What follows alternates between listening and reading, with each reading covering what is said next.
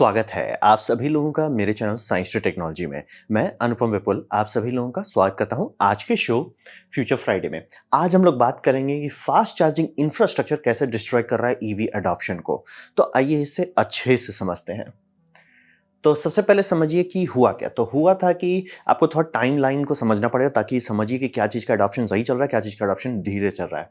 तो पहला जो आईफ़ोन रिलीज़ किया गया था वो 2007 में रिलीज़ हुआ था, ये ऐसा दिखता था। और ये समझिए इसी के कारण पूरा कंप्यूटर का जो लैंडस्केप है कि कंप्यूट कैसे होता है वो बदल गया। मतलब कि लिटरली आज की जनरेशन ऐसी हो गई जो डेस्कटॉप पे बैठती ही नहीं है, मतलब सारा काम वो मोबाइल पे कर लेती है। मतलब कि जो थोड़े से एज वाले आते हैं उनका ये रहता है कि नहीं भाई बड़ा परचेस करना है, डेस्कटॉप में खोल के बैठो या लैपटॉप को खोल के बैठो। नहीं, आजकल सब उल्टा होने लगा है। तो ये समझिए बहुत चेंज होगा। मतलब इसे कहा जाएगा एक सक्सेसफुल मतलब एक विंड ऑफ चेंज आया और चेंज कर दिया, काम खत्म, मतलब डिस्कशन नहीं है। अब रहा बात कि उसी टाइम के आसपास में एक बंदा था जिसका नाम शायद आपने सुना होगा, इलॉन मस्क। तो इलॉन मस्क ने पहला टेस्ला रोडस्टर उतारा था। तो ये जो आप देख रहे हैं रोडस्टर, इसका मतलब इसका एक वैरायटी जो स्पेस में फेंक दिया है। तो वो 2008 में रिलीज, मतलब कि दोनों ऑलमोस्ट समझिए सेम टाइम पे ही रिलीज हुआ है। और ईवी जो है ये आइडिया कि इलेक्ट्रिक व्हीकल कल को आइस इंजन को रिप्लेस कर सकता है, ना कि एक गिमिक नहीं, मतलब कि एक एक्चुअल प्रोजेक्ट। जैसे कि ये टच स्क्रीन को एक गिमिक से हटा के एक रियल चीज में, क्योंकि इससे पहले बहुत सारे टच स्क्रीन फोन आते थे। पाम पॉड्स में कब से चल रहा है मतलब पूरा ऑपरेटिंग सिस्टम होना, ऐप इकोसिस्टम बनना, लेकिन सारा चीज को एक में पैक नहीं किए थे, ये सारा एक में पैक कर दिए। तो वो मतलब पूरी दुनिया बदल दी। और ये भी वैसा ही आइडिया लाया कि हो सकता है कि आप कल का जो आपका गाड़ी हो उसमें कंबस्चन इंजन हो ही नहीं। तो ये आइडिया जो है ये पॉसिबल हो, मतलब कि इस तरह का जो स्कोप आप देख रहे हैं कि पूरा गाड़ी लगा हुआ उसमें एक भी इलेक्ट्रिक ये मतलब नहीं है, कंबस्चन इंजन नहीं है, ये पॉसिबल हुआ है 2008 के हिसाब से। तो टाइम समझिए दोनों मतलब एक ही जैसा लॉन्च पीरियड समझ लीजिए, लगभग 18 साल के बारे में हम लोग बात कर रहे हैं। तो अब बात करते हैं रियलिटी क्या है, हकीकत क्या है। तो हकीकत ये सी में इसका ये स्प्लैश जो है बहुत हुआ, बहुत हल्ला हुआ कि ईवी आएगा, दुनिया चेंज हो जाएगा, हर देश हल्ला करने लगी, चाहे इंडिया हो, चाइना हो, यूएसए हो, यूरोपियन यूनियन के देश हो, ऑस्ट्रेलिया हो, हर कोई सुता उठा हल्ला करना शुरू कर दिया। और इसका अब बोल रहे हैं मतलब कि आप 5-6 साल में असर दिखना शुरू हो जाता है। 18 साल में भी अगर कुछ नहीं दिख रहा तब तो बात गड़बड़ है। तो इसका हल्ला हो गया, टाइमलाइन हमने ले लिया। अब रहा बात कि इसका इम्पैक्ट क्या हुआ है, मतलब हमारे पर्यावरण पे, हमारे पोल्यूशन पे, सब चीज पे इम्पैक्ट क्या हुआ है। सीधा आंसर, शुद्ध आंसर, जीरो। कोई फर्क नहीं पड़ा, मतलब जीरो। मतलब हल्ला बहुत हुआ लेकिन कुछ हुआ नहीं, जिसे हम लोग अंग्रेजी में कहते हैं ऑल बार्क नो बाइट। मतलब जैसे होता है जो भौंकता है वो काटता नहीं है, वो वाला बात हो गया है। और ये समझिए ऐसा क्यों है, ऐसा इसलिए कि टेक्नोलॉजी अभी भी, यानी जिस टाइम यानी 2025 के मिडिल में मैं बना रहा हूँ ये वीडियो, अभी भी ये फुल ट्रांजिशन के लिए रेडी नहीं है, अभी भी बहुत दूर है। मैं बहुत कंफर्टेबल तरीके से भी स्ट्रेच करूँ तो एटलीस्ट 10-15 साल और लगना है इसको, वैसा क्या। और रहा बात कि इसका प्रूफ क्या है, राइट। एक लोग का हो सकता है मैं बोल रहा हूँ, प्रूफ क्या है। प्रूफ है कि मतलब हम लोग कंबस्चन इंजन में ही काफ़ी बड़ा हिस्सा क्रूड ऑयल का जाता है, ठीक है, बहुत अच्छी बात है। तो उसको हम लोग मॉनिटर कर सकते हैं। तो ये है क्रूड ऑयल का ग्राफ आप देख रहे हैं, इसको मैंने 2005 से लेके 2025 तक का मिला हुआ है। तो इसमें 2007 तक बढ़ रहा था, थोड़ा सा घटा है 2009 के आसपास में। और फिर मार्केट क्राइसिस भी उसी टाइम के आसपास रैम डाउन कर रहा था। तो उसके बाद धर धर धर के ऊपर बढ़ा और फिर एक जगह घट गया बहुत जोर से, फिर बढ़ गया। और उसको अगर आप टोटल जूम आउट करके देखेंगे, यानी कि 20 मतलब समझिए 2020 से 20 सॉरी बोल रहा हूँ 2000 से 2025 तक में सीधा ऑयल कंजम्पशन बढ़ता ही गया है, कंटिन्यूसली बढ़ा है। या तो सारे इलेक्ट्रिक गाड़ी बिक ही नहीं रहे हैं या तो वो तेल पी रहे हैं। तो ऐसा क्यों हुआ, वही बोल रहे हैं, हल्ला बहुत हुआ है, सब कंपनी हल्ला कर रही है, हमने इतना मिलियन बेच दिया। मतलब ये नंबर्स हम लोग के लिए समझ पाना मतलब डायरेक्टली डाइजेस्ट कर पाना बहुत मुश्किल है। इसीलिए लगता है कि अरे बहुत हो रहा, कुछ नहीं हुआ है। इसीलिए हर देश का ऑयल कंजम्पशन देखिए बढ़ा। और ऑयल कंजम्पशन कब घटा, जब पैंडेमिक हुआ था। ये जो आप डिप देख रहे हैं ये पैंडेमिक में हुआ है। पैंडेमिक में डिप हो गया था ऑलमोस्ट, मतलब समझिए हम लोग का जो स्टार्ट किए थे, जो स्टार्टिंग का टाइम है वो 85 मिलियन बैरल पर डे गटक रहे थे। वहां से हम लोग समझ लीजिए अभी का जो चल रहा है 2024 तो कंप्लीट हो गया, 2025 का ट्रेजेक्ट्री है इसका 2024 का 103 है। और जो सबसे लोएस्ट हुआ था वो पैंडेमिक था 91। तो आप समझ रहे हैं 85 से हम लोग लोएस्ट जो भी पहुंचे वो 91 है, ऑब्वियसली घट नहीं रहा है। तो ये समझना बहुत जरूरी है। कोई भी आपको बोले कि ईवी से ये हो रहा, कुछ नहीं हो रहा है, हल्ला बहुत हो रहा है। रियल लाइफ में ये लाइन भागते ही जा रहा है। कुछ नहीं, मतलब सीधा-सीधा कोई फ़र्क नहीं पड़ा। उसका मेन कारण है ये सब बड़े-बड़े, क्योंकि एक होता है हल्ला करना, एक होता है रियल लाइफ़ में आना। रियल लाइफ़ में हमको ट्रक को सँभालना पड़ेगा, ट्रक नहीं सँभाला जा सकता है। तो ये समझना बहुत ज़रूरी है और इसके 3 मेन चीज़ है जो इसको रोक के रखा हुआ है। रोक के रखा हुआ है मतलब समझिए इसमें प्रॉब्लम फंडामेंटल लेवल पे है। पहला बैटरी, आप मान भी लो कि बैटरी और कल को आप मैजिकली सॉल्व कर देते हो, बैटरी हमारा कमज़ोर कड़ी अभी नहीं है। मैन्युफैक्चरिंग जिसके कारण से आपका दाम कितना होता है, वो अभी उतना नहीं है जहाँ पे आपका 100 साल का रिसर्च एंड डेवलपमेंट जो लगा है ये सब बनाने में, उस लेवल पे नहीं है। हल्ला बहुत करती है, अरे कुछ नहीं है, सिर्फ़ आप फ्रेम लो, फ्रेम से ये हटा दो, उसमें ये लगा दो, वैसा नहीं है। पूरा स्टार्ट टू फिनिश आपको करना पड़ेगा, उसमें भी टाइम लगेगा। और ग्रिड जो सबसे बड़ा कमज़ोर कड़ी है, हमारा ग्रिड ही नहीं है, जो अगर आप वो करने की कोशिश भी किए, ग्रिड ही बैठ जाएगा। तो ये हकीकत, ये हल्ला सबने किया, ईवी हो गया, ईवी ट्रांज़िशन हो गया, जिन लोगों को पॉपुलेशन का डेंसिटी का नहीं समझ है, नहीं समझ में आता है कि भाई बिलियन में और मिलियन में 1 बिलियन का अंतर होता है। यूरोप का 1-2 ठो कंट्री पकड़ लेंगे, अरे इसमें 100% हो गया। सर उसकी आबादी गिन लो ना पहले आप, उसके बाद कंपेयर करो। तो रियल में मतलब टॉप 3 कंट्रीज़ को भी अगर पढ़ते हो, जैसे इंडिया हो, चाइना हो, यूएसए हो, पॉपुलेशन के हिसाब से ब्राज़ील डाल दो, मेक्सिको डाल दो, ये सब को भी डाल दो। ईवी का पेनिट्रेशन, कि मतलब एक्चुअली रोड पे ईवी कितने चल रहे हैं, वो ज़ीरो है। मतलब आप कह सकते हो नहीं, नहीं थोड़ा-सा, अब वो थोड़ा-सा सिर्फ़ इसलिए है कि वो सेल्स डेटा दिखा देते हैं। एक्चुअली रोड पे कितना चला रहे हैं, वो नंबर बहुत खतरनाक तरीके से कम है। क्योंकि ये तीनों उसको बहुत कमज़ोर है, अभी बहुत स्कैंट है, बहुत मतलब कमज़ोर कड़ी है वो। तो आइए इसको अब थोड़ा मैथमेटिकली समझते हैं। तो इसमें सबसे बड़ा इंपॉर्टेंट आता है कि ऐसा हो क्यों रहा है, जब हल्ला हम लोगों ने 18 साल पहले किया था तो अभी तक क्यों नहीं हुआ? क्योंकि 18 साल मतलब अगर मैं उस टाइम का सोलर पैनल का दाम दिखाऊँ और अभी का सोलर पैनल दिखाएँ, आप लोग का बीपी हाई हो जाएगा। तो और वो सोलर पैनल का दाम डायरेक्ट मत देख लिया, क्योंकि बहुत कंफ्यूजिंग लगेगा। आप देखिए वाट पर ये रुपया कितना लग रहा है। तो टीसीओ सबसे इंपॉर्टेंट मेट्रिक होता है जब भी आप गाड़ी के बारे में बात करें। गाड़ी स्मार्टफोन नहीं है, गाड़ी एक इक्विपमेंट है, तो उसका टोटल कॉस्ट ऑफ ओनरशिप आप हिसाब लगाते हो। तो टोटल कॉस्ट ऑफ ओनरशिप में सबसे गलत डिसीजन जो लिया गया था वो था कि ये फुल ईवी में कूद गए। हाइब्रिड उब्रिड में ना कूद के फुल ईवी में जो कूदे वो ले डुबाया। उसका पेनल्टी ये हो गया कि अब जो हो गया ईवी बहुत महंगा हो गया। ऐसा क्यों? हाइब्रिड में ईवी क्यों सस्ता पड़ रहा था और जब फुल बैटरी करने लगे तो क्यों महंगा? क्योंकि टेक्निकली पार्ट्स काउंट आपका कम हो जा रहा है जब आप फुल ईवी कर रहे हो। दिक्कत यह है कि बैटरी बहुत बड़ा बना है, क्योंकि अगर आप हाइब्रिड रख रहे हो तो बैटरी को आप एज ए टेस्ट रख रहे हो कि ठीक है सर, हल्ला सब करते हैं, मुंह सब खोलते हैं कि हमको 500 किलोमीटर का रेंज चाहिए, चलाता कोई नहीं, चलाओ कहाँ मुंबई में आप 500 किलोमीटर, पहले हमको बताओ। मतलब लिटरली अब जितने भी मेट्रोपॉलिटन है, आम लोग डे टू डे में बहुत किलोमीटर नहीं चलाते हैं। ऐसा कोई नहीं है कि हाँ मेरा बच्चा स्कूल जाता है ना, वो स्कूल 6 घंटा में ड्राइव करके ले जाता हूँ स्कूल, नहीं ले जाएगा, रियलिस्टिकली वो नहीं होगा। वो सिर्फ बोलते हैं कभी कभार भूले भटके हमको चाहिए। हाइब्रिड वहीं पे चमकता है कि आपको मेजॉरिटी टाइम कि भैया मैं उठूंगा, बच्चों को स्कूल ले जाऊंगा, ऑफिस जाऊंगा, ऑफिस से आऊंगा, 1-2 बार मार्केट जाऊंगा, उससे ज्यादा कुछ नहीं करते हैं। कभी कभी वो ज्यादा जाते हैं, तो वो कभी कभी में इंजन आपको संभाल लेगा और बाकी टाइम में आपका बैटरी से चल जाएगा। उसको छोड़ के कि नहीं हर चीज आपका बैटरी संभाल लेगा, बैटरी बहुत बड़ा हो गया, बहुत भारी हो गया। भारी होने से आपका इफिशिएंसी घट जाता है, तो और बड़ा भी हो गया, तो उसका पेनल्टी पड़ गया, दाम बहुत बढ़ गया। अब रहा बात कि इसके बाद चूंकि आप सिर्फ ईवी पे चल रहे हो, आपके पास कोई बैकअप नहीं, तो अब फास्ट चार्जिंग के पीछे अब लोग पड़ने लगे। तो फास्ट चार्जिंग जो है, जैसे ही आप उसको नेसेसरी कर देते, क्योंकि देखिए हाइब्रिड में वो ऑप्शनल है कि ठीक है 99% टाइम आप घर में उसे चार्ज कर रहे हो या ऑफिस में चार्ज कर रहे हो, आपको लोड नहीं लेना है। आराम से एसी लेवल 1 यानी कि single phase, AC level 2 multi phase यानी कि 3 फेज। वो मल्टी फेज कहना पड़ता है क्योंकि यूएसए में डबल फेज होता है, बटरफ्लाई फेज, तो इसीलिए बोलना पड़ता है मल्टी फेज। और या DC fast charging, DC fast charging को वो छूना भी नहीं है, उसमें बहुत खर्चा लगता है, उसको छूना भी नहीं है। आप आराम से जो नॉर्मल होता है उससे आप काम कर लोगे, तो वो उससे काम नहीं चलेगा। आपको चाहिए जो फटाफट चार्ज करे, कि आप कहीं गए, आपने मान लीजिए 200 किलोमीटर ड्राइव किया, अब आप उसे फ्यूल कराना चाहते हो, नॉर्मल गए, तो आप फास्ट चार्जिंग करना ही पड़ेगा, और कोई ऑप्शन नहीं है। और वो ले डुबाया सबको, तो ये समझना बहुत जरूरी है। और ईवी ये समझ लीजिए तभी तक सस्ता होता है चलाना, मतलब टोटल कॉस्ट ऑफ ओनरशिप यानी आपका जो बिल आ रहा है वो तभी सस्ता होता है जब उसे घर में चार्ज कर रहे हैं।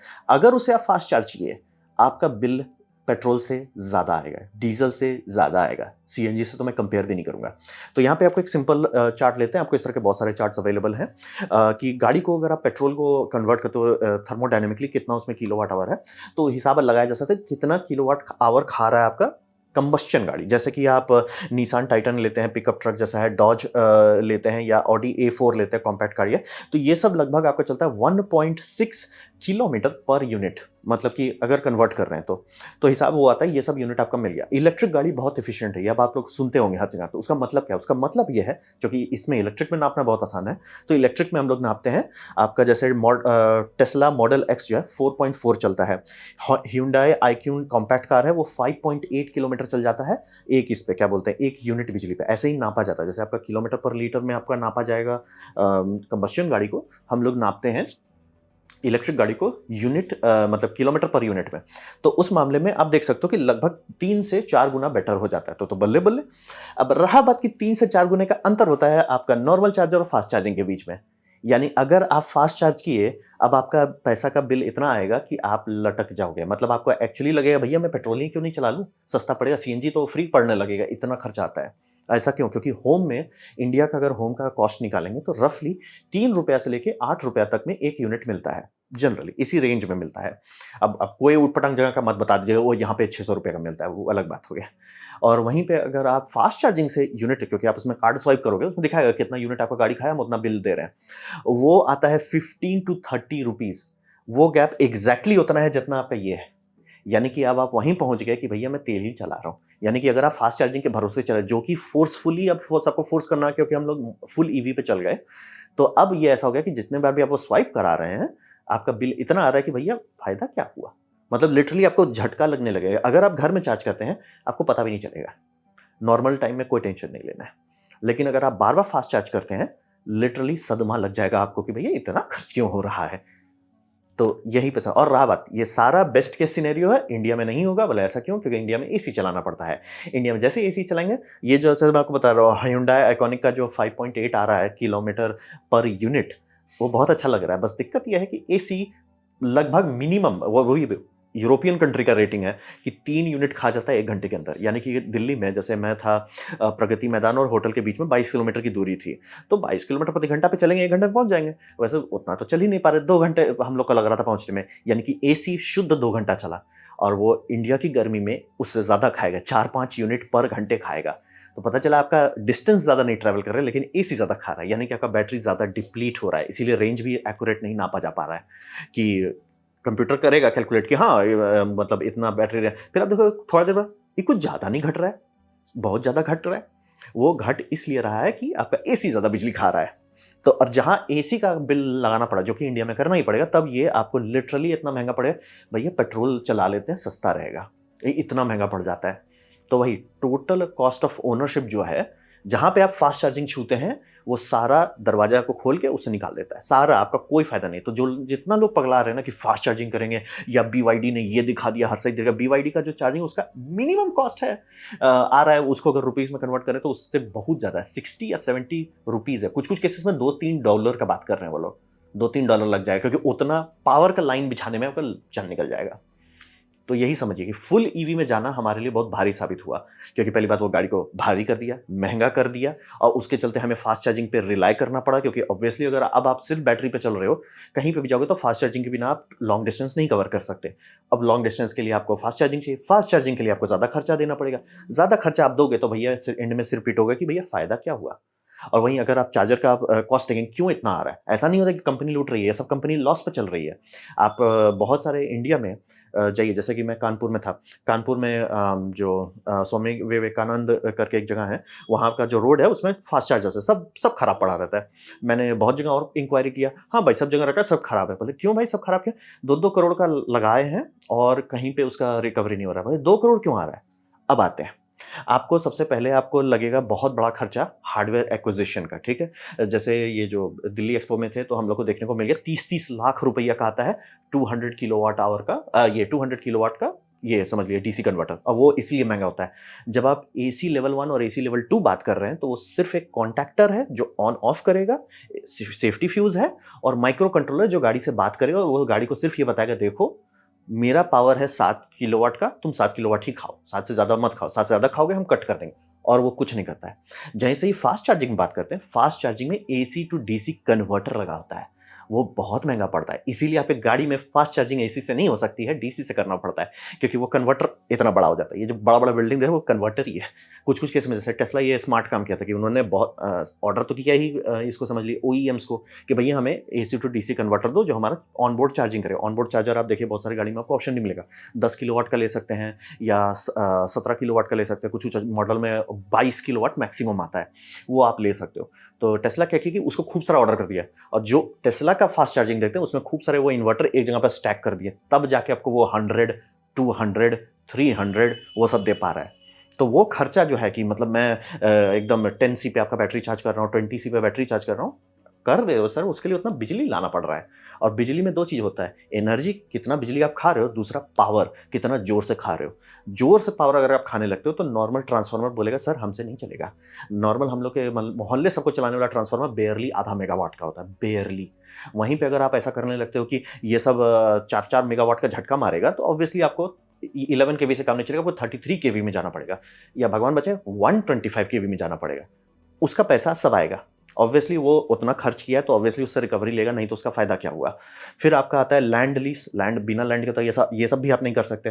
फिर जो इक्विपमेंट है, इक्विपमेंट खराब हो जाएगा, मतलब इक्विपमेंट की वारंटी अगर 10 साल है, तो लोग कोशिश करेंगे कि 8 में उससे रिकवर हो जाए क्योंकि ये नहीं चाहेंगे जैसे ही मेरा पैसा रिकवर हुआ और ये खराब हो गया तो कैसे काम चलेगा? तो जैसे सोलर फार्म में हम लोग बनाते हैं कि 25 साल का है, तो कोशिश ये की जाती है 6-7 साल में आरओआई हो जाए, ताकि मतलब फिर प्रॉफ़िट हो, नहीं तो प्रॉफ़िट नहीं हुआ आपको। तो वो निकालना होता है। फिर इलेक्ट्रिसिटी और डिमांड, क्योंकि ये भी आपको समझना पड़ेगा, घर में बिजली सब्सिडीज़ में मिलती है, बहुत कम दाम में मिलता है। इंडस्ट्रियल या कमर्शियल बिजली लेंगे, बहुत महँगा पड़ जाएगा। तो वो सब ज़मीन का जितना लोन उठाना पड़ रहा है, आपको जो ये ईएमआई भरना पड़ेगा उसका, लोन का, इंटरेस्ट का और इक्विपमेंट सब बहुत महँगा आता है। और इलेक्ट्रिसिटी का भी, चूँकि उतना बिजली आप खा रहे हो, मुँह खोल के बोल दे रहे हो कि हम खा ले रहे हैं, आपका 100-100 यूनिट की बैटरी आजकल पहुँचने लगी, 75 यूनिट की तो बैटरी आपका इसमें महिंद्रा में 75 यूनिट है, समझिए 1 घंटे के अंदर आप खा सकते हो। बिल आएगा सर। आप लोग का नॉर्मल घर का बिल आता होगा एसी-उसी होने के बाद भी 300 से 400 यूनिट के आसपास आएगा। तो वही समझिए उतना वहाँ पे 2-3 दिन के अंदर ही उतना बिजली खप जाएगा। बहुत गंदा बिल आएगा, इसीलिए उतना और तो भी गवर्नमेंट भारी सब्सिडी देती है, नहीं तो ये सब खुलता भी नहीं। जो खुल के आज बंद होके पड़ा हुआ है, वो खुलता भी नहीं क्योंकि बिना सब्सिडी के कोई इसको छुएगा भी नहीं। जहाँ आप बिलिंग निकालिएगा तुरंत, तुरंत प्यार से हाथ रख दीजिएगा भैया छोड़ो। इसीलिए मैं बोलता हूँ जो इलोन मस्क हल्ला कर देता है कि हमारा में ना ये multi megawatt charger, it's like sir multi megawatt लाओगे कहाँ से? मान लीजिए हम आपको बैटरी का मैजिकल टेक्नोलॉजी दे देते हैं जिसमें ये प्रॉब्लम नहीं है, ह्यूज एंड हैवी का प्रॉब्लम है। चलिए हम क्वांटम कैपेसिटर पे आ जाते हैं। चार्जिंग कितना स्पीड से होगा? जितना स्पीड से आप दे सकते हैं। बिजली गिराइए वो बिजली से चार्ज हो जाएगा। आपके पास उतना पावर है? नहीं है। तो आपको पावर लाने के लिए वहाँ पे ट्रांसफार्मर लाइन लगाना पड़ा है, सब स्टेशन बनाना पड़ेगा। उसके बाद उतना महँगा एसी टू डीसी कन्वर्टर लगाना पड़ेगा, फिर आपको connect oh by the way ये सब का तार भी बहुत महँगा आता है, क्योंकि उतना करंट नहीं आप कैरी कर सकते। तो क्या करते हैं, तार लेते हैं, उसके ऊपर वाटर जैकेट लगाते हैं ताकि वो ठंडा रहे, तब जाके आप चला पाते हैं। और इंडिया में तो वो करना ही पड़ेगा, नहीं तो सारा तार का रेटिंग कम हो जाएगा। तो इसीलिए जैसे ही आप फास्ट चार्जिंग का बात कर रहे हैं, सब्सिडी के साथ वो 15 से 30 यूनिट तक जा रहा है। और वो भी ऑप्टिमिस्टिक है, जिस दिन सरकार सब्सिडी बंद की उस दिन ये सब यहाँ पे लोग जाना बंद कर देंगे।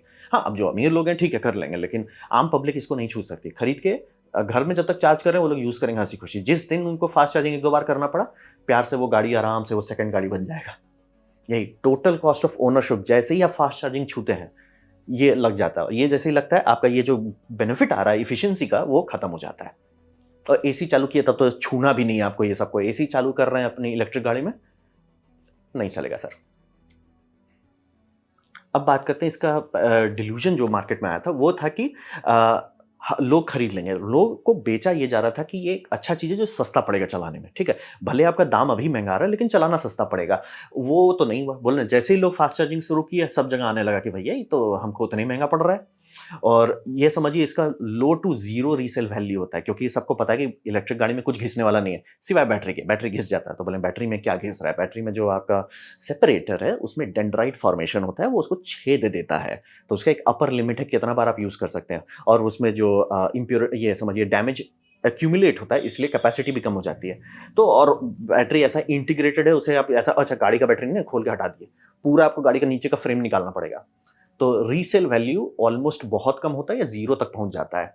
और ये हेल्प नहीं कर रहा है कि जहाँ पे आप लोग को नॉर्मल गाड़ी का खरीदे, यूज़ किए, कुछ साल रहे, फिर नया गाड़ी पे दिल आ गया, आप बेच दिया और अच्छा खासा पैसा मिल जाता है, उसके बाद आप चलें। टेस्ला साइबर ट्रक का अगर आप रीसेल वैल्यू देखिएगा यूएसए में, तो इतना हँसी आएगा आपको कि भाई कौन खरीद रहा है? अमीर लोग खरीद लिया, बाद में सिर पीट रहे हैं। तो वही, और लाइफ स्पैन जो बहुत खराब है, जहाँ पे हम लोग आ रहे हैं गाड़ी में कि गाड़ी खरीदो और भूल जाओ। गाड़ी के बारे में ऐसा कोई नहीं सोचता है 10 साल से पहले कि कुछ होगा। लेकिन जो पहला बैच इलेक्ट्रिक गाड़ी का निकला था, यानी कि 2015 के आसपास जो लोग लिए थे, वो समझिए उनका 10 साल हो रहा है, उन लोग को बहुत गंदा दर्द हुआ कि यार ये तो 10 भी नहीं चला।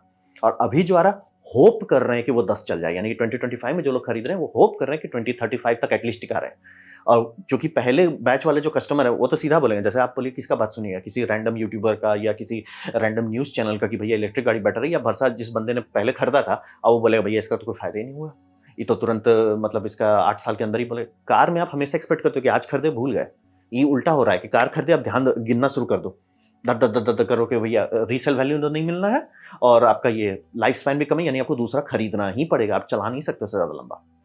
और जिस दिन सब्सिडी हटा आपका प्रोडक्शन में और इंफ्रास्ट्रक्चर में, ये सीधा नॉन सस्टेनेबल है। और रहा बात कि आप सब्सिडी देके गाड़ी स्टार्ट करते हो, जैसे सोलर के लिए सरकार सब्सिडी दी ताकि गाड़ी स्टार्ट हो जाए, वो हो गया है। सब्सिडी अब नहीं भी दे रहे हैं तो भी लोग बना रहे हैं। मेरे खुद मोहल्ला में लोग 10-20 किलोवाट का लगा ले रहे हैं छत में। क्यों भैया, बिजली इतना खराब है, रखो सरकार, आप रखो अपना सब्सिडी, हमें नहीं चाहिए, क्योंकि सब्सिडी लेने के लिए बहुत ज़्यादा बटर मसाला लगाना पड़ जाता है, तो इसीलिए वो सब छोड़ो, हम लगा लेते हैं, खुश रहो। तो सब्सिडी हटाइएगा तो भी करेंगे लोग, वो इसमें नहीं हो रहा। जिस दिन सब्सिडी हटा, सारे प्रोडक्शन बंद हो जाएंगे, क्योंकि है ही नहीं, और किसी के पास कोई आइडिया ही नहीं कि हम इसे लॉन्ग टर्म वाइबल कैसे करेंगे। कि ठीक है सर, हमने गाड़ी बना दिया, सर गाड़ी 15 साल का इक्विपमेंट है, या मिनिमम 10 से पहले कुछ नहीं होना चाहिए, 10 के अंदर ही बोल जा रहा है लोगों का गाड़ी। और अब आप उन लोगों को क्या बोलेंगे जो उसने 2015 में खरीदा, अरे सर अब उससे बेटर हो गया, इट्स लाइक सर उसको तो गुस्सा लगेगा ना। तो वो दिक्कत हो जा रहा है। और ये समझिए, जो एक कहा गया था इलेक्ट्रिक गाड़ी का रिपेयर कॉस्ट, सर्विसिंग कॉस्ट ये सब नहीं आएगा, क्योंकि कुछ है नहीं, ये बात आधा सच है। अगर आपका गाड़ी कहीं ठुकता नहीं है, कुछ भी नहीं होता है, बल्ले बल्ले आपका बहुत पैसा बचेगा, ये बात एकदम सच है। थोड़ा सा भी डैमेज हुआ, तुरंत इतना ज़्यादा पाइल अप हो जाता है। जैसे कि मतलब महिंद्रा का आप देख रहे हैं, खूब सारा सोशल मीडिया में लगेगा, यहाँ टूटा, एक साइड पीस टूट गया, गाड़ी चिपक गया, सीधे हाई वोल्टेज बैटरी एरर, वो काम करना बंद कर दिया। अब यहाँ पे हम लोग ये गाड़ी चलाते हैं इंडिया में, कोई टेंशन नहीं है जी, बस कांच उच फूटा है, थोड़ा सा थोड़ी थोड़ी मार के चला लेंगे। और ट्रक के बारे में तो क्या ही बात करें, वो आधा हिस्सा उड़ा रहता है तो भी चलता रहता है। तो यही समझिए, जहां आपका गाड़ी में कुछ भी एक्सीडेंट हो, माइनर, ये मैंने मत करो कि लाइफ ही चला जाए, माइनर एक्सीडेंट, वहीं पे ये गाड़ी तुरंत बता देता है सर हवा महल है। तो ये सारा जो है लोगों को एक सदमा देता है। पहला कि मैं ज़्यादा पैसा दे रहा हूँ, आप फास्ट चार्जिंग हल्ला करके मुझे खरीदवा दिए, मैं खरीद भी लिया, फास्ट चार्जिंग नेटवर्क भी है, लेकिन मैं जैसे ही जा रहा हूँ मेरे को, यार मेरा इस महीने का बिल बड़ा ज़्यादा आ रहा है। और इसीलिए कोशिश कंपनी कर रही है कि सब क्रेडिट कार्ड से करो, ताकि तुरंत एसएमएस ना आने लग जाए, तुरंत लोगों को पता नहीं चले कितना खर्च हो रहा है। फिर वो रीसेल वैल्यू तो है नहीं, और लाइफ स्पैन तो है भी नहीं, कि इसीलिए रीसेल वैल्यू नहीं है। कि मतलब ऐसा भी नहीं कि आप रखे रहो, अच्छा हम ही यूज़ कर लेते हैं ना 30-40 साल ना, नहीं। और सब्सिडी और प्रोडक्ट ये जो दे रहे हैं वो बेसिकली हमारी ही बैंड बज रही है। हमारे पे टैक्स बढ़ाया जा रहा है, या टोल बढ़ाया जा रहा है, या उससे भी बुरा इन्फ्लेशन बढ़ाया जा रहा है, तो हम ही दे रहे हैं उसका। और मॉनिटरली किसी भी कंपनी का मैंने डिजाइन नहीं देखा कि सर ये हम बना रहे हैं, ये लॉन्ग टर्म सस्टेनेबल है, ना जी ना। जिस दिन सब्सिडी बंद, काम खत्म। और जैसे डैमेज हुआ तो रिपेयर कॉस्ट आपका एकदम एकदम जान निकाल देगा। ये डिल्यूजन लोगों को अब हिट कर रहा है, इसीलिए बोल रहे हैं, सपना में सब लोग देख रहे हैं ईवी हो गया, ईवी हो गया, तेल तो हमारा बढ़ते जा रहा है। या तो इलेक्ट्रिक गाड़ी गटक रही है, या इलेक्ट्रिक गाड़ी है नहीं, और इलेक्ट्रिक गाड़ी है नहीं, इसके चलते टोटल कॉस्ट ऑफ ओनरशिप बहुत खराब है उसका। अब बातें हमने तो प्रॉब्लम बताई दी, सोल्यूशन क्या है? सोल्यूशन थैंकफुली है। सोल्यूशन में सबसे बड़ा बात यह है कि हमें बस चाहिए समय, ग्रिड को थोड़ा समय दें ताकि वो थोड़ा एक्सपैंड कर सके और वो ईवी का लोड उठा सके, ठीक है। और रहा बात की क्या ऐसा होगा? हाँ होगा। ऐसा क्यों? रिन्यूएबल उस पर जोर लगा रहा है, यानी कि लोग सोलर लगाना चाह रहे हैं, जैसे जैसे ज़्यादा सोलर लगा रहे हैं, अरे भैया ग्रिड बोल जा रहा है, ग्रिड को रीइंफोर्स करो, ठीक है, उसका जुगाड़ किया जा रहा है, सोलर हो रहा है, विंड हो रहा है, गवर्नमेंट पे खूब सारे डिसेंट्रलाइज सिस्टम का जुगाड़ कर रही है, तो वो गाड़ी खुल चुकी है, बस थोड़ा अभी हम लोग उससे थोड़ा पीछे चल रहे हैं जितना हम लोग को चाहिए। और ऑब्वियसली अगर आप सारा गाड़ी को इलेक्ट्रिक करोगे तो और ज़्यादा चाहिए, तो वो अभी बिहाइंड शेड्यूल है और वो रहेगा काफ़ी टाइम तक बिहाइंड शेड्यूल। तो उस पर अभी नहीं कूदना है, उसको आप छोड़ दिए कि मतलब हम ईवी पे खर्च करेंगे, नहीं कर सकते आप अभी, ग्रिड पे नहीं कर सकते अभी, रिन्यूएबल्स पे कीजिए ताकि रिन्यूएबल्स खुद को भी सुधारे, आपको नेशनल इंडिपेंडेंस भी दे कि जब देखो तब आपको मांगना ना पड़े तेल दूसरे से। पहला आपको वो बेनिफिट है, दूसरा आपका जो एक्चुअल रनिंग कॉस्ट है वो थोड़ा कम आए। रिन्यूएबल्स वही समझिए, रिन्यूएबल्स ठेल देगा, धीरे धीरे आपका ईवी पकड़ लेगा। अभी दिल्ली बहुत दूर है, अभी नहीं कूदना है कि बस अभी कूद जाए, दूसरा सीरीज हाइब्रिड रेंज एक्सटेंडर या PHEV plug in hybrid vehicle, ये तीनों एक ही चीज़ है। ये तीनों का आइडिया ये है कि आप बैटरी छोटा करें। बैटरी आप कभी भी बड़ा नहीं रखना चाहोगे, बड़ा बैटरी बहुत बड़ा नुकसान करता है। और रहा बात, काफ़ी लोग बोलेंगे वो बड़ा बैटरी लाइफ स्पैन ज़्यादा होगा, नहीं। बैटरी को, मैं बैटरी की बात कर रहा हूँ, बड़ा सेल का ज़्यादा लंबा लाइफ स्पैन होता है। और वो जो आप BYD का देख रहे हैं वो एक सेल इतना बड़ा है, टेंशन नहीं लेना है। तो बड़े सेल का लाइफ लंबा होता है, ना कि बड़े बैटरी का। आप छोटा-छोटा, जैसे कि टेस्ला का जो पहला मॉडल्स था, उसमें 18650 यूज़ कर रहे थे। उसके बाद उसमें 21 सीरीज़ का बैटरी यूज़ करने लगे, जो उससे काफ़ी बड़ा था। तो 21 सीरीज़ का बड़ा ये सेल होने के कारण छोटा बैटरी भी ज़्यादा लंबा चलेगा। इसीलिए वो दोनों कभी कन्फ्यूज़ मत कीजिए। मोबाइल फ़ोन में हम लोग जनरली सेल के बारे में बात करते हैं, इसीलिए मोबाइल फ़ोन में ये होता है कि बड़ा सेल ज़्यादा लंबा चलता है, बड़ा बैटरी ज़रूरी नहीं है। बड़ा बैटरी में तभी ये बात लागू होगा अगर सेल भी बड़ा होते जा रहा है। तो सीरीज वो कर देने से आपको बैटरी छोटा कर देना, प्लस उसका दाम घटता है। और इंजन बहुत हल्का होता है, बहुत ज़्यादा हल्का होता है। आप हम इंजन के साथ काम कर रहे तो समझ आ रहा है, इंजन बहुत ही हल्का है, हवा महल है इंजन। मतलब इंजन इतना हल्का होता है कि जब इलेक्ट्रिक व्हीकल का भूत चढ़ा सबको, फुल इलेक्ट्रिक का, तो सारे टायर कंपनी को नया टायर बनाना पड़ा, क्योंकि पुराने टायर फट रहे थे, लोड ही नहीं ले पा रहे थे। अलग अलग तरह का टायर बनाना पड़ रहा था कि वो इतना एक्स्ट्रा एक्स्ट्रा टनेज बर्दाश्त कर सके। ऑडी का तो बहुत गंदा डिजाइनिंग हुआ है, उनको ऑलमोस्ट 1 टन एक्स्ट्रा का इसमें लेना पड़ा, कैपेसिटी बढ़ा, और टायर भी महंगा हो गया। तो सीधे वो सब वजन रीजनेबल रखता है, बैटरी साइज रीजनेबल रखता है। आप अभी भी उसे आराम से घर में चार्ज कर सकते हैं, कोई टेंशन नहीं। और जो वो होता है ना, एक तो जो भूत काटा है सबको, अरे हम 6000 किलोमीटर चलाएंगे, तो चलाइए ना सर, तेल वाला गाड़ी है, नॉर्मल चलाइए, लोड मत लीजिए। और वैसे अगर आप चलाएंगे तो भी आपको ज़्यादा माइलेज मिलेगा। ऐसा क्यों? इंजन आपका इफिशियंसी आइलैंड में है, वो सारा एनर्जी बैटरी में जा रहा है। Battery as a buffer tank behave कर रहा है, तो आप रोड को एक्सेलरेट करना है, बैटरी डिस्चार्ज होगा। ये मतलब ढलान पे जा रहे हैं, कोई टेंशन नहीं है, वो एनर्जी कम खा रहा है, बैटरी ज़्यादा चार्ज हो रहा है। आप स्टॉपिंग लाइट पे रुके, इंजन तब भी चला, क्योंकि बैटरी चार्ज हो रहा है। आप ये इंजन बंद हो गया, बैटरी फुल चार्ज हो रहा है, जब तक बैटरी बहुत नीचे नहीं आएगा वो स्टार्ट नहीं होगा, बहुत इफिशिएंट बढ़ जाता है। तो वो हम लोग करना है सीरीज हाइब्रिड। पैरेलल हाइब्रिड नहीं करना है, और सीरीज पैरेलल तो हरगिज नहीं करना है, यही करना है। इसमें मैंने इसका मैं बार बार एग्जांपल देता हूँ एडिसन का, क्योंकि इनको बुद्धि आ गया। और एग्जांपल मैं आपको देता हूँ, ट्रक्स जो कि नहीं बदले जा रहे हैं ना, तो तेल पे कोई फर्क नहीं पड़ रहा है। इसका एग्जांपल ऐसा समझिए, मैथमेटिकली ट्रक्स का 10% होता है एक गाड़ी के बराबर। यानी ट्रक जितना तेल गटकता है, क्योंकि ट्रक दिन भर चलते हैं, और कुछ कुछ केसेस में ट्रक में 2-3 लोग रहते हैं, साइकिल कर करके चलाते रहते हैं लॉन्ग डिस्टेंस वाले के लिए।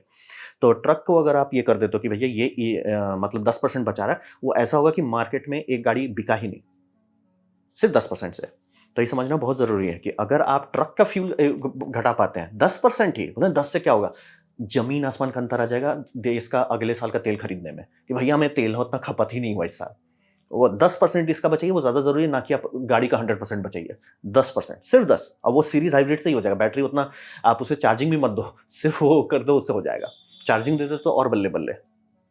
तो वही है, और ये हम लोग को टाइम देगा कि भैया अभी चलाओ सारा। मतलब ये टाइम क्यों चाहिए? टाइम चाहिए क्योंकि ग्रिड स्केल हो सके। टाइम नहीं करो, हड़बड़ाओगे, अभी कभी करना है, लटक जाएंगे, कुछ नहीं होगा। तो बेसिकली हम लोग को ये आइडिया को त्यागना है कि हम लोग जाएंगे और चार्ज करेंगे, वो आइडिया को त्यागना है। आपका आइडिया ये होना चाहिए, मैं ऑफिस में आता हूँ, ऑफिस में गाड़ी पार्क करता हूँ, वहाँ चार्ज में लगाना है। अब बोलेंगे वहाँ मैं फास्ट चार्जर, नहीं नहीं नहीं नहीं, वहाँ पे नॉर्मल, चाहे तो लेवल 1 भी कर सकते हैं या लेवल 2।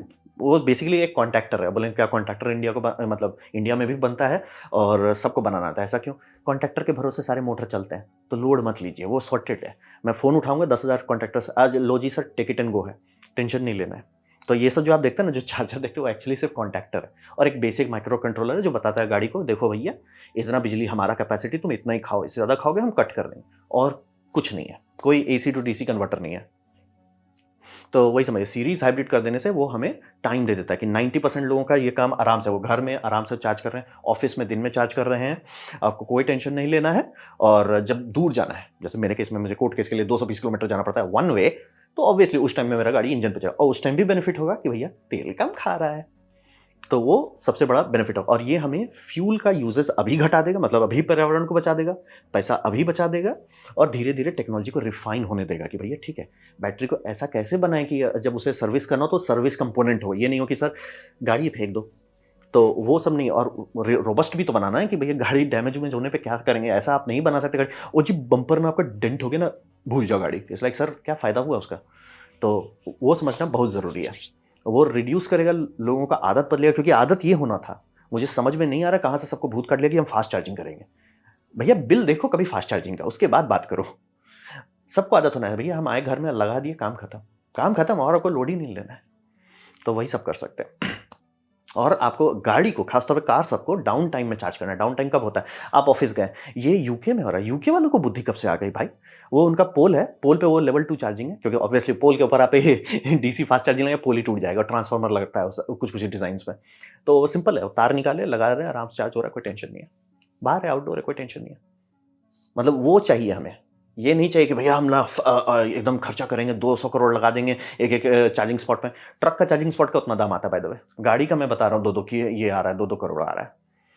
तो वही समझिए कि हम लोग को सोल्यूशन है, बस ये जो फुल ईवी पे कूदे, इससे थोड़ा पीछे आना है। और इस मामले में चाइना बहुत समझदारी का है। चाइना के जितने मैन्युफैक्चरर्स हैं ऑलमोस्ट सब कूद चुके हैं हाइब्रिड पे। दूसरा, चाइना का जो फ्लीट है ट्रक का सिस्टम की, यानी मैं यहाँ से वहाँ, मतलब मान लीजिए एक माइन है, माइन से आपका यहाँ पे ट्रेन डिपो है, तो ये इसमें ट्रक खूब चलता रहता है, तो वहाँ पे वो कर दिए इलेक्ट्रिक कर दिया। तो वो कैसे कर दिए? वो बैटरी को स्वैपेबल बना दिए, बैटरी उठा के निकाल देते हैं, वो स्लोली चार्ज करते हैं। बस इतना बैटरी रखते हैं, बैटरी का कॉस्ट बढ़ता है लेकिन पावर रिक्वायरमेंट कम रहता है, तो उतना लोड नहीं लगता, और रुकना भी नहीं पड़ता है। ट्रक का ऑन टाइम सबसे ज़्यादा ज़रूरी है, तो वो एकदम आराम से चल रहे हैं, चिल मार रहे हैं। फास्ट चार्जिंग अगर आप कूदे, खुद भी डूबेंगे, देश को भी ले डुबाएंगे, और इन्फ्लेशन भी बढ़ा देंगे, और प्रदूषण भी ज़्यादा होगा। इसीलिए हम लोग को ऐसा चाहिए, सिंपल, प्लग निकालो, लगाओ, खुश रहो, काम खत्म। और उसके लिए ये नहीं लगेगा इतना बड़का तार। और बाय द वे आप सोचोगे तार में वाटर कूलिंग क्यों चाहिए? काफ़ी इंजीनियर्स ने ट्राई किया कि ठीक है हम सर डायरेक्ट तार बना देते हैं। दिक्कत यार है कि कोई इंसान हिला नहीं पा रहा था। बोला कि भाई ये अगर दिया कोई नहीं करने वाला है, तो उसको भाई तार इतना छोटा करो कि वो कर सके। तब दिक्कत हो गया कि एक्टिव कूलिंग करना पड़ रहा है, तभी जाके तार उतना, मतलब उतना कम कॉपर उतना करंट कैरी कर पाएगा, नहीं तो आप उसको करना पड़ेगा। इसीलिए फास्ट चार्जिंग का भूत सबके दिमाग से उतारिए। सबका दिमाग में हमें नया आइडिया डालना है। आइडिया क्या है?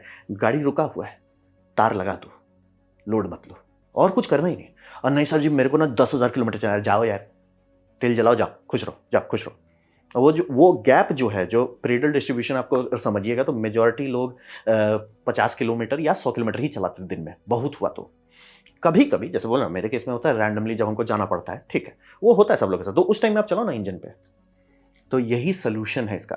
फास्ट चार्जिंग का जितने लोग भूत काट रहे हैं वो खुद भी डूबेंगे, दुनिया भी ले डुबाएंगे। जो लोग इस तरह का लेवल 2 चार्जिंग सब जगह दे रहे हैं कि भैया आपका पार्किंग है यहाँ पे, ऑफिस वालों के लिए तो बहुत बढ़िया है, क्योंकि अगर ऑफिस वाले लेवल 2 पार्किंग चार्ज देते हैं, फायदा होगा। इंडिया में खूब सोलर आ रहा है, सोलर खूब आने से दोपहर में ओवर प्रोडक्शन होने लगता है, उस टाइम कोई खा ले तो मजा आ जाए। उस टाइम गाड़ी को चार्ज करो ना भाई, ऑफिस में हो आप, काम कर रहे हो, गाड़ी कहीं नहीं हिलने वाला है, उस टाइम चार्ज कर लो ना। देश का भी भला होगा, आपका गाड़ी भी चार्ज हो जाएगा, खर्चा भी ज़्यादा नहीं होगा। और ये नहीं होगा अरे भैया रेंज उतना है, जैसे मान लीजिए टैंक कैपेसिटी आपका सिर्फ 100 किलोमीटर का रेंज है, तो आपका ये रहेगा ना कि 100 किलोमीटर है, आप ऑफिस से निकाले तो भी 100 है। ये नहीं कि घर से हम 20 किलोमीटर आए हैं, 20 किलोमीटर जाना है, थोड़ा सा बफर रखना है, ना जी ना, 100 फुल हो गया है। तो ये हम लोग को भाई, और घर में आप आओ, लगा दो रात भर में, और इतने टाइम लगेगा? अरे यार आप सोगे ना भाई, इंसान हो, दिन में 6 घंटा सोगे ही, 6 घंटा में आराम से एसी लेवल 2 चार्जिंग में सारा बैटरी चार्ज हो जाएगा। लोड नहीं लेना है, चिल रहना है, और बिल भी कम आएगा, ग्रिड को झटका भी कम लगेगा। तो ये सोल्यूशन है, हमें समय देना होगा ग्रिड को, क्योंकि रिन्यूएबल्स ग्रिड को खींच रहा है, हम उस पर लोड नहीं देंगे। अभी रिन्यूएबल्स खींच ले, प्रॉफिट बना ले, बम बम। फिर सीरीज हाइब्रिड पे सारी गाड़ी को चलना है, रेंज एक्सटेंडर या पीएचईवी, तीनों एक ही चीज़ है। और वही हम लोग को टाइम देगा, लोगों का आदत बदलना है कि अगर अरे हम भूल गए चार्ज लगाना, कोई दिक्कत नहीं, चलाइए, फंसीएगा तो नहीं। और जब भी आपको 1-2 बार चुभेगा, अरे यार पैसा लग गया इस महीना, हाँ अगली बार ध्यान रखेंगे कि प्लग लगा देना है घर में, तब आपका आदत बदलेगा। और लोगों का इंजन का आवाज़ से लोगों को थोड़ा दूर करेंगे। कभी दिक्कत होता है कि गाड़ी तेज हो जा रहा है और आवाज़ नहीं कर रहा, तो लोगों को थोड़ा ऑड लगता है, वो हैबिट चेंज करना है। जैसे आईफोन भी एक दिन में हैबिट नहीं चेंज किया था, बहुत धीरे धीरे चेंज किया। तो इसको भी आप टाइम दीजिए, धीरे धीरे लोगों का हैबिट भी चेंज हो जाएगा। और वही डाउन टाइम में आपको चार्ज करना है। ट्रक के केस में बोले चाइना स्मार्टली किया कि भैया बैटरी बदल दो, भैया उसको आराम से हम 4 घंटे में चार्ज करेंगे, कोई टेंशन नहीं है, और साइकिल करते रहेंगे। वो ज़्यादा, और वो फ्लीट में ही काम करता है, नहीं तो फास्ट चार्जिंग करते तो भैया बैंड बज जाएगा। तो सोल्यूशन है, लेकिन इस आपको समझना पड़ेगा, जितने लोग कूद रहे हैं फास्ट चार्जिंग में, वो खुद भी डूबेंगे, हमें भी डुबाएंगे। तो ये था मेरा प्रेजेंटेशन इसके बारे में, बैटरी ये मतलब फास्ट चार्जिंग क्यों ईवी का पेनिट्रेशन कम कर दे रहा है। उम्मीद करता हूँ आपको अच्छा लगा, कुछ सीखने में, कुछ समझ में आओ। अगर ऐसा है लाइक कर दे, दोस्तों शेयर कर दे, उससे मेरा काफ़ी भला होगा। अगर आपको ये वीडियो इंग्लिश में देखना है, प्लीज़ डिस्क्रिप्शन खोलें और उसका पहला लिंक पे जाएं, वो मेरे आपको इंग्लिश चैनल पर ले जाएगा। अगर आपको वीडियो अच्छा नहीं लगा, कुछ सीखने को नहीं मिला, कोई बात नहीं, आप डिसलाइक दबा सकते हैं। मैं कहूँगा डिसलाइक 2 बार दबाएं, उससे मुझे पता चलो कितना नापसंद हुआ है। मैं आपसे कहूँगा कमेंट लेकर, मैं हर कमेंट को पढ़ने की कोशिश करता हूँ। आपसे कहूँगा सब्सक्राइब, बेल दबाइए अगर आप फ्री हैं तो। आपने वीडियो देखा जिनकी मुझे बहुत खुशी हुई। धन्यवाद।